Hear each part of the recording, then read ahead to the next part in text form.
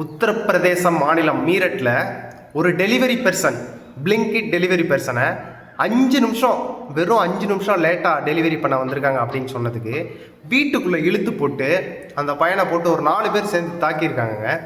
ஏங்க, டெலிவரி பண்ணுற வேலைன்னா என்ன உங்களுக்கு அவ்வளோ கேவலமாக போச்சா?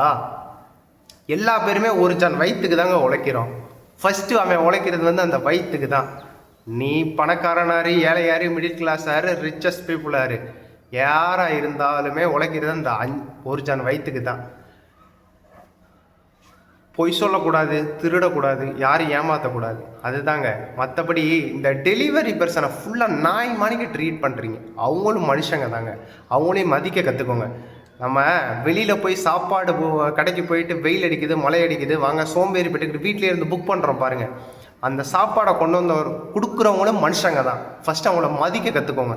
எப்போவுமே நம்மகிட்ட எவ்வளோ பணம் இருக்கோ, கல்வி இருக்கோ, எவ்வளோ இருந்தாலும் சரி, ஸோ நம்ம அடுத்தவங்கள மதிக்க கற்றுக்கணுங்க. அதுதான் ஒரு மனித தன்மை, மனித செயல்.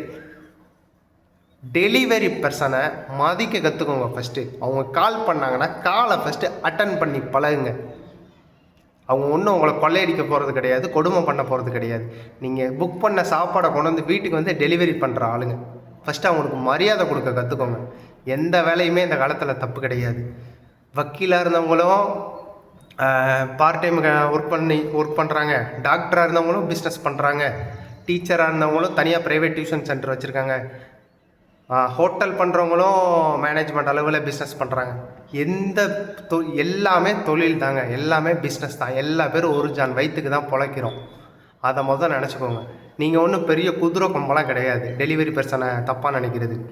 எல்லாத்துக்கும் கடைசியில் 6 அடி தான். நீ எவ்வளோ தான் பணம் வச்சுருந்தாலும், பணம் இல்லாட்டினாலும், பணம் வேணும் தான், இல்லைன்னு சொல்லலை. ஆனால் அதே சமயம் ஒழுக்கமும் வேணும். அடுத்தவங்கள மதிக்க கற்றுக்கணும்.